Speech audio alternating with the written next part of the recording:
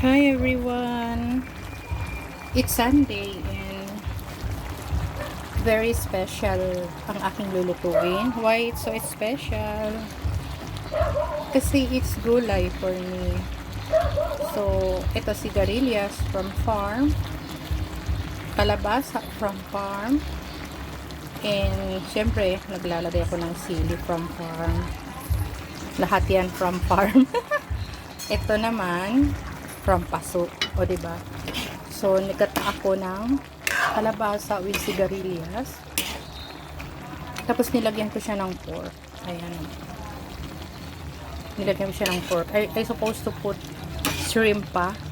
Pero sabi ko, tama na. Kasi, hindi na kumbaga mauunahan na ng lasa ng shrimp yung yung pagkagulay niya. So, pag Sunday kasi I have the time to do this. And gusto ko yung mga ganitong pagkain rather than mga kaldereta. Pero pag harapan mo ko ng crispy pata or lechon kawali kare-kare, I love that. I would love that. Yeah. But most of the time, ito yung special na pagkain sa akin. So, it's Sunday and alam nyo ba, may nakuha akong ganito. Yung tadinga nga sa amin. Yung siya, masarap to sa pansit, bihon, pansit gisado. Yung brown siya na nasa kahoy. Ayun. Tadingaw-ngaw, sabi ng iba.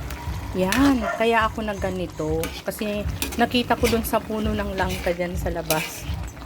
Na pinutulan ko ng dulo. Namatay yung kahoy, tumubo siya. So, yan.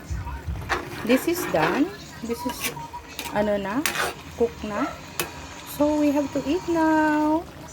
Thank you so much for always watching my video.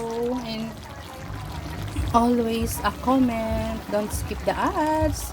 Maraming salamat po sa lahat ng mga nanonood ng aking video. Thank you.